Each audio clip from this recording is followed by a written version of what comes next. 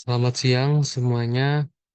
Selamat datang kembali di kelas storytelling. Dan di hari ini kita bakalan kelas hari ini dipimpin oleh Mas Arya ya. Jadi nantinya segala materi ataupun teknisnya bakalan disampaikan sama Mas Arya. Mas Arya, udah dengar suara saya, Mas? Dengar Mas. Oke. Sesuai dengan kesepakatan yang kita buat kemarin ya.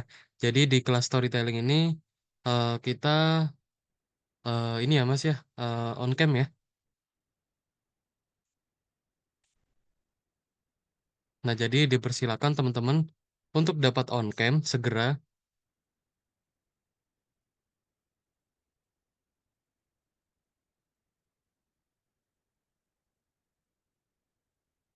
dan segala teknisnya bakalan saya berikan ke Mas Arya. Silakan Mas, dapat dimulai.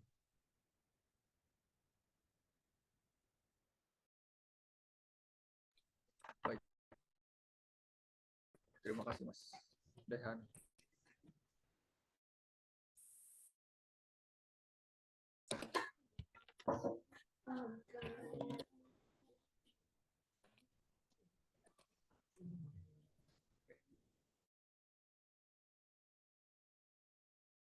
Jadi mungkin kemarin oleh Mas Vicky ya teman-teman yang sudah disampaikan terkait perbelasan poin ya.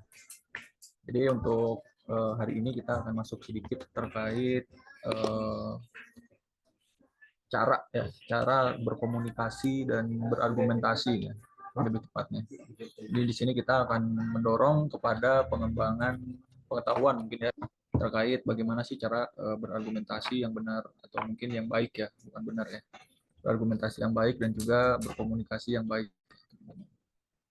Karena seperti yang sudah saya sampaikan di pertemuan awal, yang pertama ketika perkenalan, esensi dari debat yang akan kita laksanakan itu sendiri adalah adanya aspek-aspek dari komunikasi berbahasa Inggris yang sudah komplit di dalam debat tersebut. Itu salah satunya adalah speaking.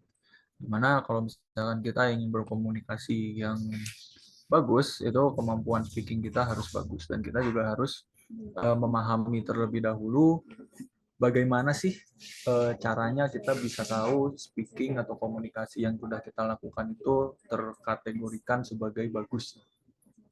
Ya.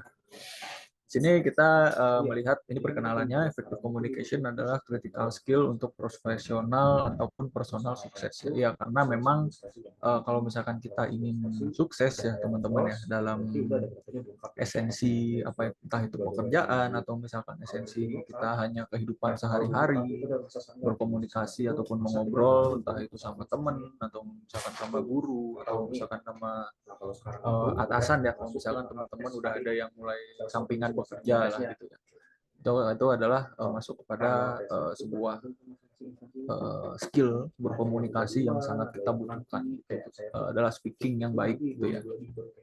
Nah, nah di sini kita lihat kompetensi dalam berkomunikasi itu terdiri dari linguistik, sosiolinguistik, diskurs dan strategik. Mungkin teman-teman asing lah ya ngelihat istilah-istilah ini gitu kayak linguistik sama sosiolinguistik dan diskurs gitu ya. Kalau misalkan linguistik dan sosiolinguistik ini bisa dibilang kayak aspek dari kebahasaannya itu sendiri. Jadi kita harus tahu misalkan cara penggunaan bahasanya, kapan kita harus menggunakan bahasanya gitu ya. Karena disebutnya di situ ada sosiolinguistik. Jadi memang ada aspek kebudayaannya gitu. Dan diskurs, kalau diskurs itu bisa dibilang kayak kemampuan kita dalam menulis ataupun bercakap ya, dalam berbicara ya bisa dibilang. Jadi memang kalau misalkan kita bicara, kita nggak akan jauh dari yang namanya mempertimbangkan background kultural dari lawan bicara kita. Karena memang kalau misalkan yang kita rasakan tersendiri ya, mungkin teman-teman juga sudah merasakan, kita kalau misalkan ngobrol sama yang contohnya kayak yang lebih tua, itu kan otomatis cara berbicara kita beda ke orang-orang yang lebih tua dan dibandingkan dengan kita ngobrol sama teman biasa gitu ya yang seumuran itu kan aspeknya beda, cara kita berbicaranya beda, itu masuknya ke dalam sosiolinguistik. Dan bahasa kalau misalkan kita perhatikan dalam bahasa daerah juga sama gitu. Mungkin kalau dalam bahasa Indonesia penggunaannya nggak beda jauh sama bahasa Inggris karena memang dalam bahasa Inggris itu sendiri lebih ke intonasi kita dalam menggunakan bahasanya.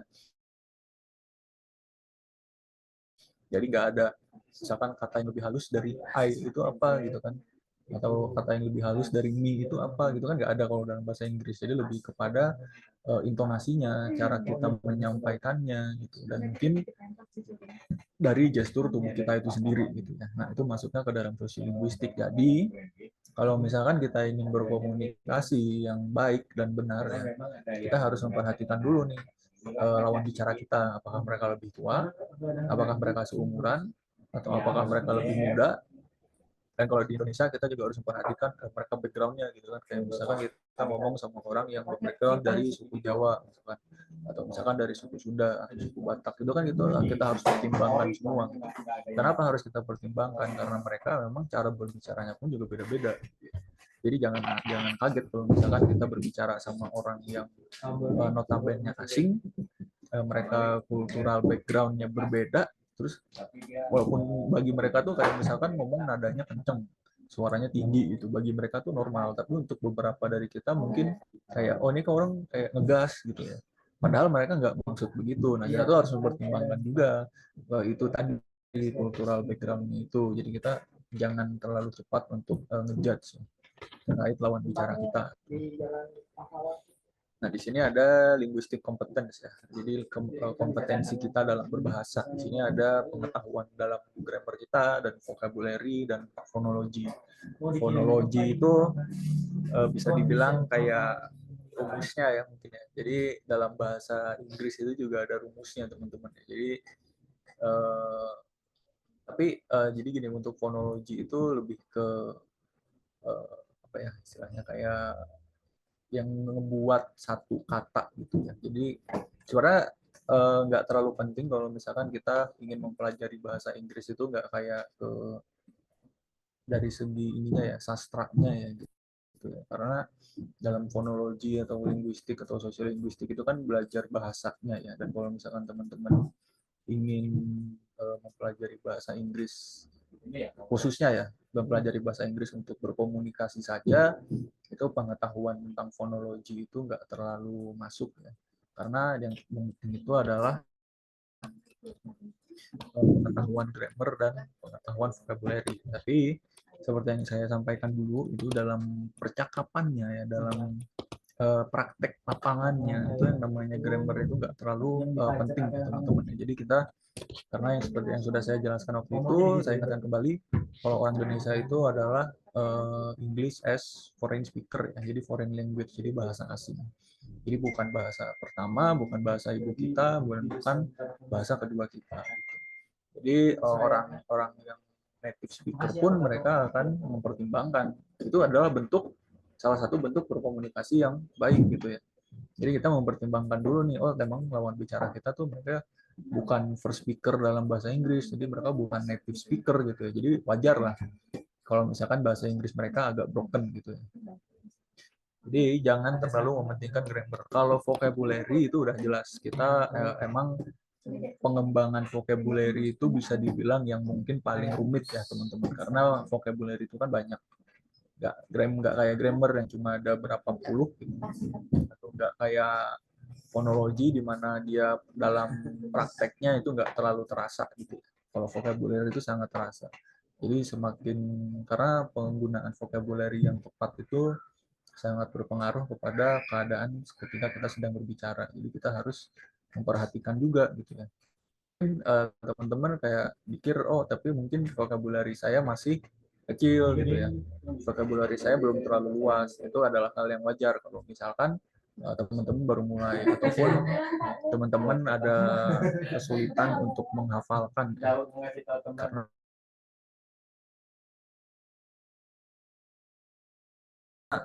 apalagi yang namanya kayak slang ataupun istilah. Karena kalau misalkan kita bandingkan vocabulary termasuk slang 10 yang lalu dengan sekarang itu kan udah jelas berkembang pesat ya.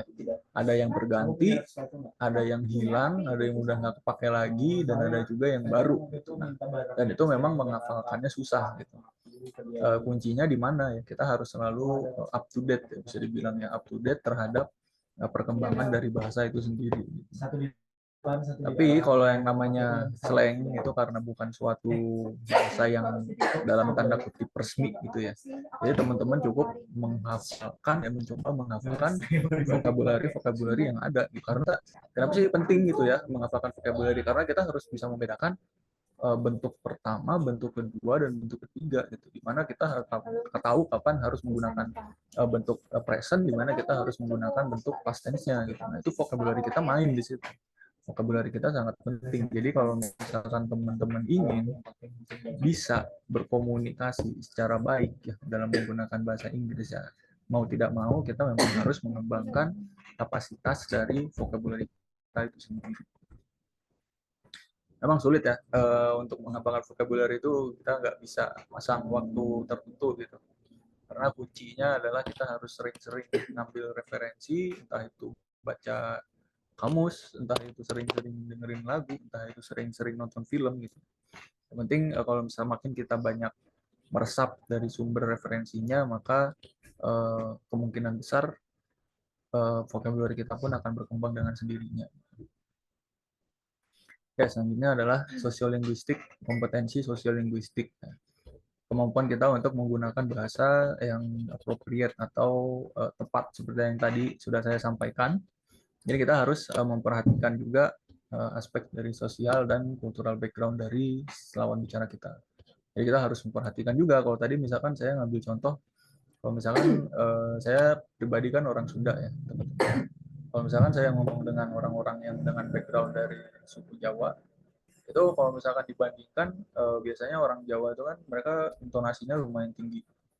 Sementara kalau misalkan orang Sunda itu kita tidak terbiasa berbicara dengan intonasi yang tinggi gitu kan, kita biasanya intonasinya rendah. Kalau misalkan orang Sunda diekspos kepada lingkungan dengan suku Jawa ya, backgroundnya itu kita akan awal-awal akan merasa kaget jelas, karena kita nggak terbiasa mendengarkan orang untuk berbicara dengan intonasi yang tinggi gitu ya. Itu masuknya ke dalam norma norma sosial itu tadi. Jadi ya kita harus bisa membiasakan, dan kalau misalkan kita berbicara ya kita harus memperhatikan juga gitu. Jadi kita jangan sampai ini ya mungkin bahasanya berprasangka buruk gitu ya. Ini kok orang ngomongnya intonasinya tinggi terus gitu kan, kayak misalkan dia sangat kenceng gitu yang ngomong gitu kan.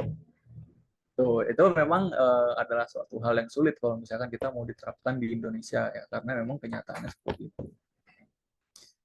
Oke, selanjutnya adalah ini untuk politeness, itu adalah kesopanan seperti yang tadi saya sampaikan juga. Jadi kita harus memperhatikan juga dari ini ya umur ya, bisa dibilang lebih ke umur. Karena kita harus bisa tahu bedanya kapan harus menggunakan bahasa yang lemas gitu ya, ataupun bahasa yang cocok untuk berbicara dengan kawan yang seumuran. Tentu aja ini nggak masuk, mungkin nggak terlalu sulit ya, sorry teman-teman, bukan nggak terlalu sulit untuk dalam bahasa Inggris, karena tadi seperti yang saya bilang dalam bahasa Inggris itu nggak ada perbedaan antara bahasa yang tergolong kasar ataupun bahasa yang tergolong lemes gitu, nggak kayak bahasa Indonesia gitu. Jadi kita cukup memperhatikan nada bicara kita, terus intonasi kita, pembawaan kita, dan gestur tubuh kita itu jangan terlihat pasif, atau sorry bukan jangan terlihat agresif gitu ya. Itu bisa dibilang sebagai politeness. Jadi kita harus bisa menjaga kesopanan kita dalam berkomunikasi gitu. Dan untuk appropriate use of register and style itu lebih kepada tadi cara pembawaan kita gitu. Jadi kita harus benar-benar bisa memperhatikan gimana sih cara pembawaan kita ketika kita sedang berbicara. Ini kan kita konsepnya dalam berdebat ya, dalam berargumen. Jadi kita harus memperhatikan tadi ketiga aspek itu. Kita harus memperhatikan background-nya, kita harus bisa memperhatikan kedewasaannya atau misalkan terkait kesopanan kita dalam berbicara. Nanti kalau misalkan kita sudah memperhatikan ketiga hal itu, kita bisa mengutamakan atau memaksimalkan kemampuan kita dalam berargumentasi yang dengan baik gitu ya. Karena kalau misalkan kita dalam debat, kalau misalkan teman-teman perhatikan kan ada bedanya ya debat yang bagus dengan debat kusir gitu ya. Kalau misalkan debat kusir itu kan mereka main hajar-hajar aja gitu. Kayak mereka mereka nggak merhatiin ininya, cultural backgroundnya, ataupun misalkan nggak merhatiin kesopanannya gitu.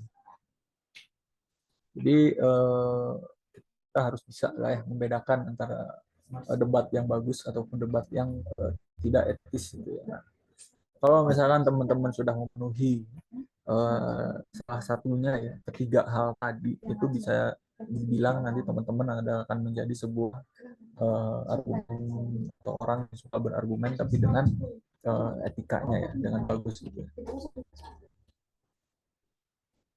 Nah, untuk discourse itu kurang lebihnya adalah kemampuan kita dalam menulis ataupun berkomunikasi dengan bagus. Jadi kalau misalkan menulis itu sudah jelas ya teman-teman. Kalau menulis kita struktur itu pasti dinilai dari grammar terlebih dahulu.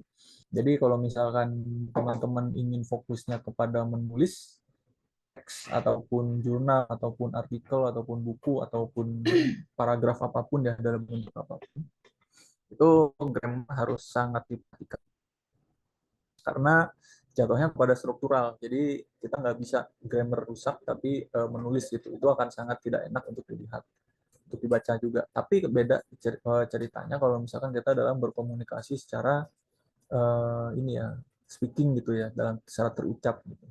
Kalau secara terucap yang namanya grammar itu ya saya tekankan lagi itu nggak akan terlalu bermasalah gitu. Nah, yang penting apa? Koheren dan kohesif gitu. Jadi dapat dimengerti gitu. Jadi dapat dipahami oleh baik kita sendiri ataupun lawan bicara kita.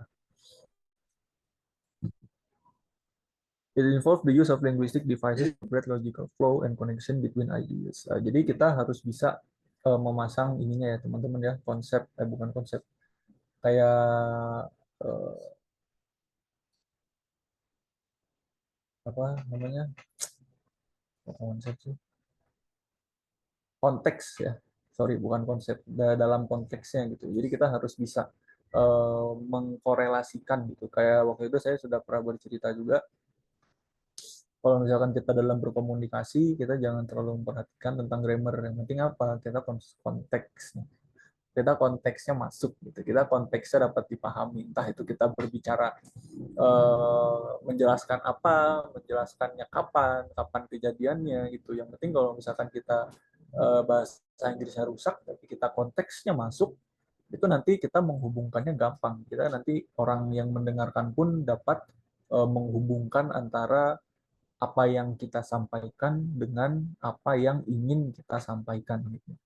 Nanti cukup mudah lah kalau misalkan yang kita mengerti sebuah pembicaraan bahasa Inggris ya dalam konteks ini gitu. Kalau misalkan kita udah memperhatikan cara kita menyampaikan konteksnya. Gitu. Jadi buat teman-teman yang masih takut untuk memulai karena alasan grammar ya itu sangat disayangkan sekali. Atau mungkin kalau bisa mungkin jangan terlalu takut ya dengan yang namanya grammar saya rusak. Nah, saya sekali lagi saya tekankan kalau grammar ya jangan dijadikan alasan untuk kita eh, berhenti berhenti mempelajari ataupun berusaha untuk menguasai bahasa Inggris itu sendiri. Karena sudah terlalu banyak ya apa kasusnya gitu untuk anak-anak yang berhenti belajar bahasa Inggris karena takut sama yang namanya grammar gitu.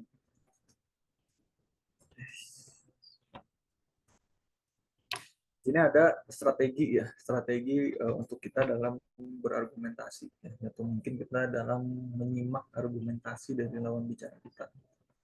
Di sini ada the use penggunaan verbal ataupun non verbal.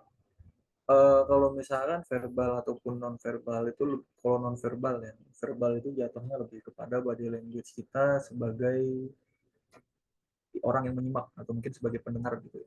Ya misalkan teman-teman lagi ngedengerin temen curhat nih gitu.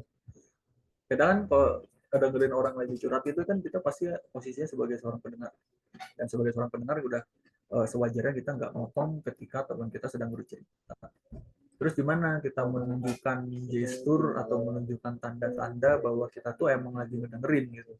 Nah, caranya ya misalkan ketika mereka sedang berbicara, kita sambil menganggukkan kepala, entah itu sambil maintaining atau misalkan kita eye contact-nya jalan gitu ya.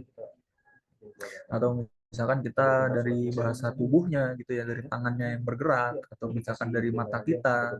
Pokoknya itu namanya body language ya, dan itu masuknya kepada non verbal communication. Jadi kita menunjukkan bahwa kita tuh memang sedang mendengarkan. Atau kalau misalkan posisinya kita sedang melakukan public speaking, kita body language itu bisa dibilang kayak kita lagi gerak-gerak di atas panggung ya kan, jalan ke sisi kiri panggung ataupun jalan ke depan ataupun jalan di antara para audiens, itu kan masuknya kepada body language kita. Jadi kita ada interaksi di mana kita bisa menunjukkan bahwa kita tuh memang sedang mendengarkan, bahwa kita tuh memang sedang engaging atau kita berusaha untuk berinteraksi dengan audiens kita gitu. Jadi supaya kita ya biar lawan bicara kita tuh tahu gitu emang kita tuh tujuannya untuk berkomunikasi gitu, nggak kayak duduk aja di depan, di atas panggungnya, di atas kursinya, terus sekedar duduk diem terus berbicara, itu kan nggak berinteraksi, itu kan nggak ada interaksinya gitu. Dan kemungkinan banyak dari audiensnya yang akan tidak fokus kepada apa yang kita sampaikan. Kalau verbal ya, tadi kan non verbal dalam bahasa tubuh. Kalau verbal itu memberikan, kalau teman-teman nggak asing sama yang namanya audio cue, itu kayak semacam tanda ya, kayak misalkan kita kayak diajak ngobrol terus kayak menggumam aja kan, misalkan gitu kan, atau misalkan sekedar kita dikit-dikit bilang gitu kan terus, atau misalkan gimana gitu kan, atau misalkan oh kapan gitu kan, itu kan masuknya kepada verbal juga. Jadi kita tetap aja sama ininya, fungsinya gitu, kita menunjukkan bahwa kita memang sedang mendengarkan, bahwa kita memang sedang menyimak, dan bahwa kita menunjukkan bahwa kita tuh memang tertarik untuk berinteraksi dengan para kita lawan bicara kita. Nah, itu namanya verbal dan non verbal gitu ya. Itu tadi masuk juga kepada clarification. Nah, clarification itu seperti yang tadi saya sampaikan. Itu kita menyampaikan gitu ya. Ini secara verbal gitu. Kita kalau misalkan teman kita lagi bicara nih, terus kita tiba-tiba nanya, oh jadi ini, oh jadi kemarin tuh ada kecelakaan ya, gitu. Nah, itu namanya clarification. Jadi kita menanyakan lagi apa yang sudah mereka sampaikan. Kedengarannya kayak ya emang yang basa-basi, tapi itu kan menunjukkan bahwa kita tuh memang sedang mendengarkan, bahwa kita tuh memang sedang uh, menjadi sebuah lawan bicara yang baik gitu. Dan rephrasing itu bisa dibilang kayak kita tuh menyampaikan kembali apa yang sudah mereka sampaikan gitu. Jadi kayak misalkan mereka sedang bicara kemarin misalkan ada kecelakaan di mana gitu, terus kita sampaikan lagi, oh jadi kemarin tuh ada kecelakaan di sini ya gitu. Nah itu kan namanya rephrasing ya, sorry teman-teman, emang agak sulit kalau misalkan refreshing sama rephrasing itu nggak beda jauh gitu. Nah, yang terakhir itu ada compensation. Jadi kita tadi masuknya kepada non-verbal ya. Jadi kita sedikit menunjukkan tanda bahwa kita tuh mendengarkan. Nah, terus sangkut pautnya apa sama argumen? Jadi kan kalau misalkan kita dalam berargumen kan kita harus mendengarkan ya. Kita harus mendengarkan dengan teliti kalau misalkan kita ingin menyampaikan counter argumen atau argumen balik ya, atau misalkan sanggahan kita dengan baik. Kita harus mendengarkan dan kita harus mengapresiasi lawan bicara kita dengan seenggaknya memperhatikan mereka. Jadi jangan sampai orang lagi menyampaikan argumennya tapi kita malah sibuk sama HP, kita sibuk sama temen gitu ya. Pokoknya kita itu bukan suatu bentuk argumentation yang baik. Nah, di dalam debate, di dalam berdebat itu akan menjadi sebuah penilaian. Jadi kemampuan kita untuk menyimak pun itu akan menjadi suatu penilaian ketika kita sedang berdebat gitu ya. Karena ini semua masuk, ini semua penting gitu. Jadi memang adalah sebuah kerangka di mana kita menjadi sebuah komunikator yang baik. Kalau misalkan teman-teman juga ngerasa kalau misalkan orang lagi public speaking di atas panggung gitu, terus tiba-tiba ditanya gitu kan, Tapi ketika orang tersebut nanya, si narasumbernya malah sibuk sama HP gitu kan. Itu kan kayak kita yang nanya-nanya juga kayak ngerasa nggak didengerin gitu kan, jadi nggak enak gitu kan. Kalau misalkan kita mau nanya juga. Nah, makanya kita harus tadi menunjukkan tanda-tanda entah itu verbal ataupun non verbal bahwa kita tuh memang sedang mendengarkan.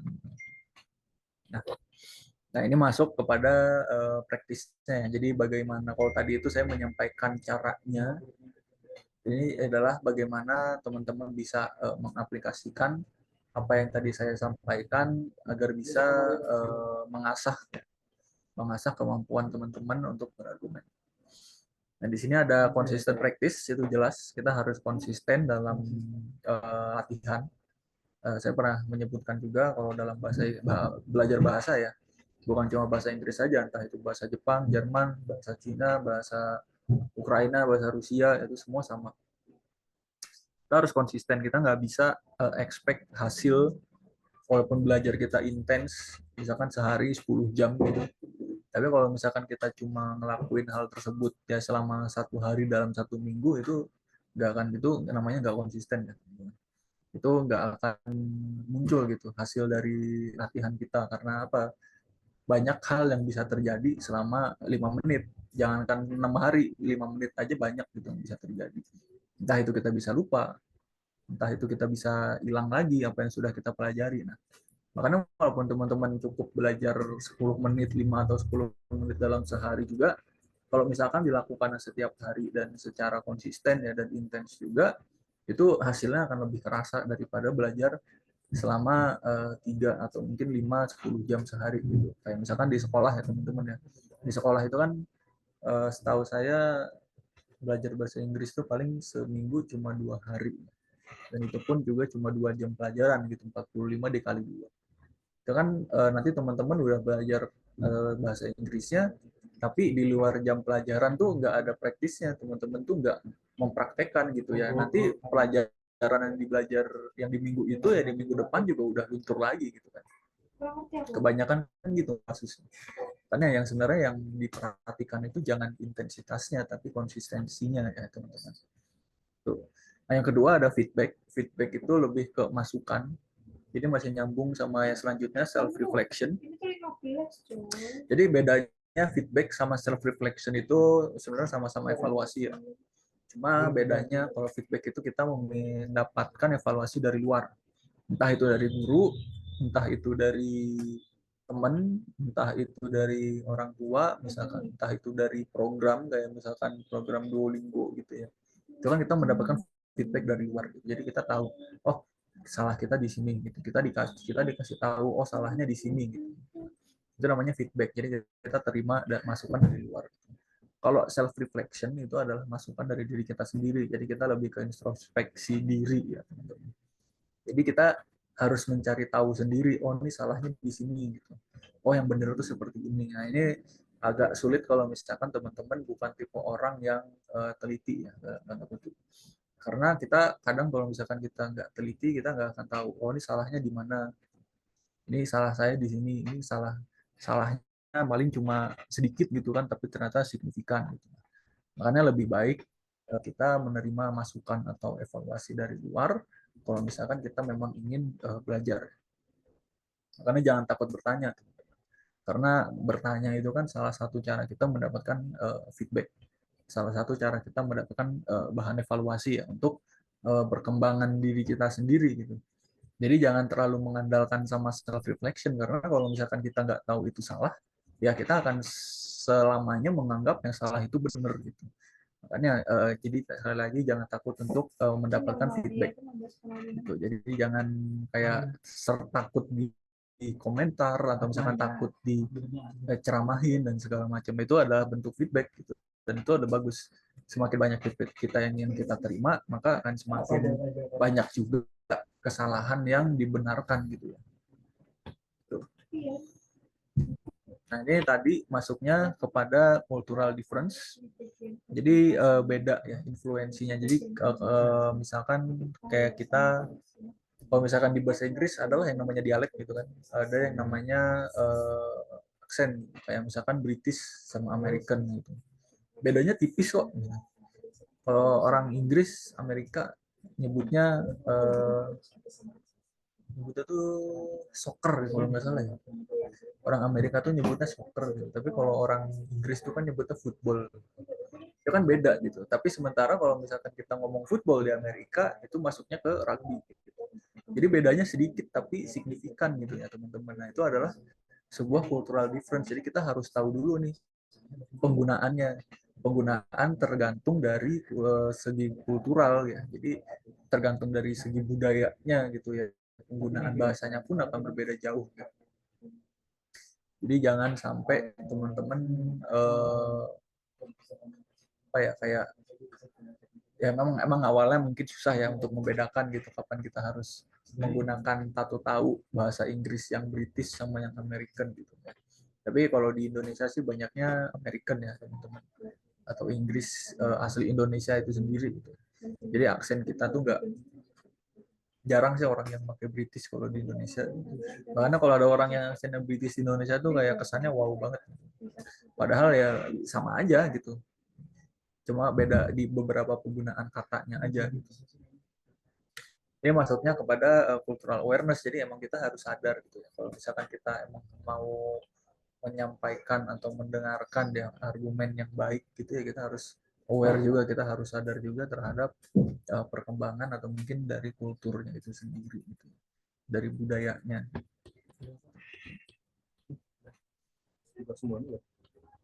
Nah, ini lebih kepada cara kita nge-backup atau cara kita memberikan bukti ya dalam menyampaikan argumennya. Kayak misalkan teman-teman kalau misalkan lagi ngedengerin debat gitu ya, kan pasti akan beda kalau misalkan kita berbicara tanpa adanya data sama bicara dengan menggunakan data gitu ya.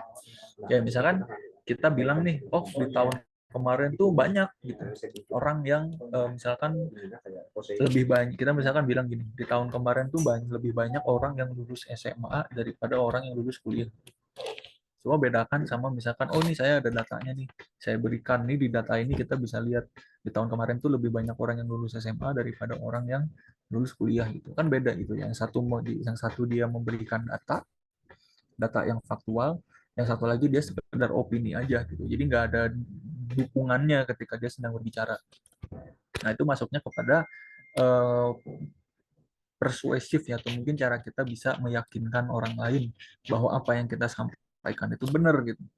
Nah, karena kalau misalkan konteksnya dalam sebuah perdebatan, dalam sebuah argumen, kalau misalkan kita bisa memberikan data yang bersifat faktual, itu akan mendukung kredibilitas dari apa yang kita sampaikan.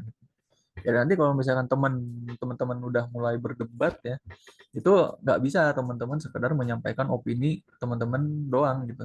Kalian tuh kita tuh harus bisa memberikan data kita juga. Oh, data menurut dan data-data yang diberikan tuh harus dari sumber yang terpercaya ya. Jangan dari sumber yang sifatnya open source kayak misalkan dari Wikipedia gitu.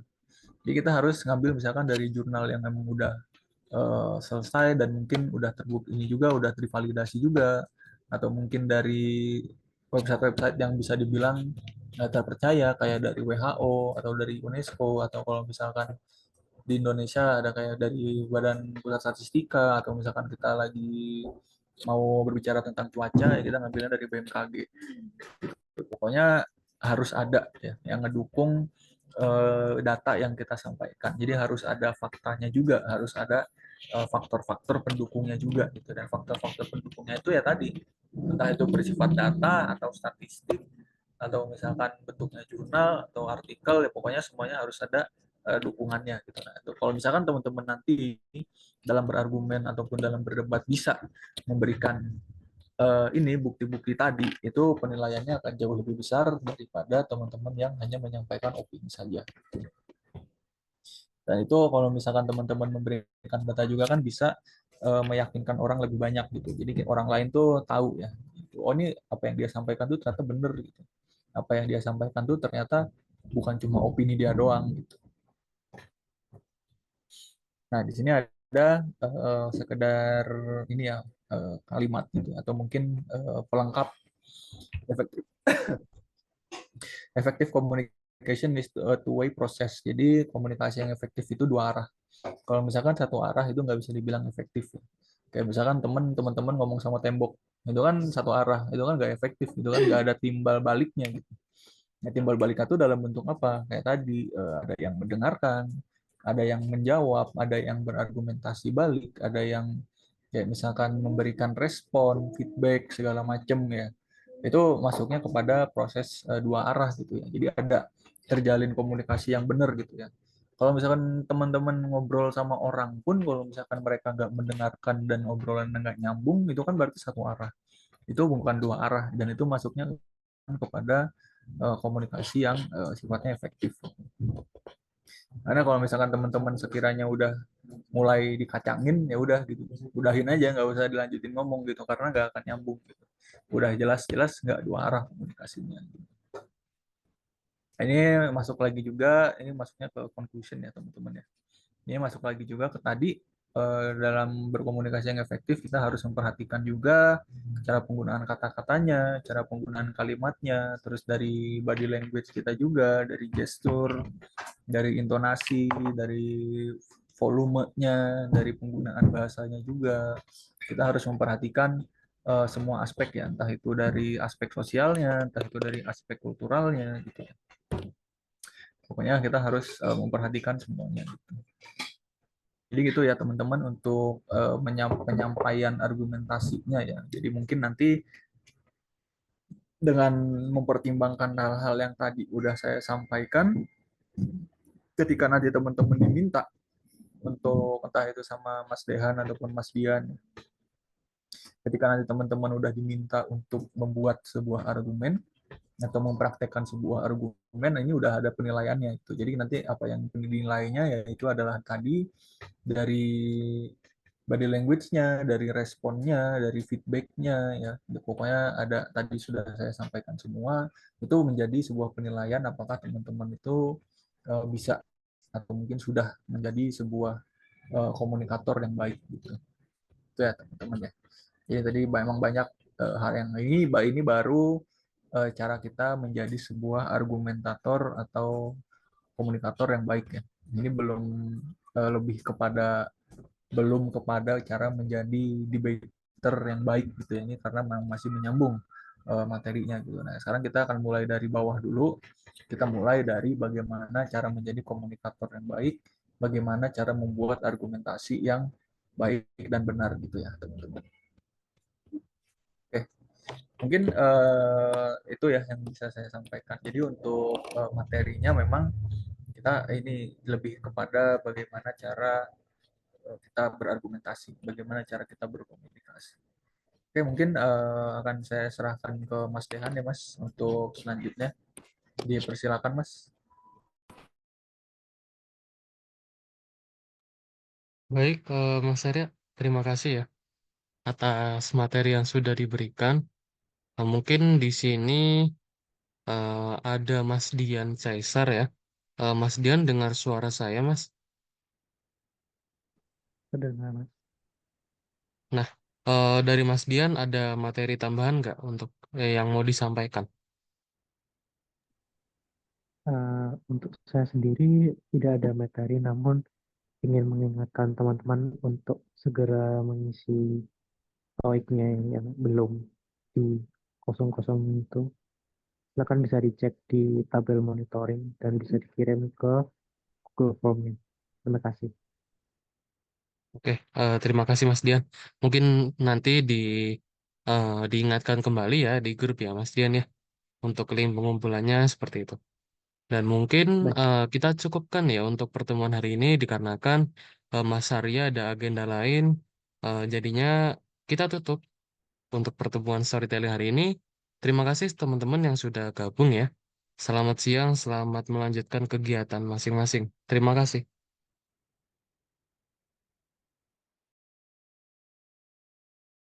Thank you, Kakak.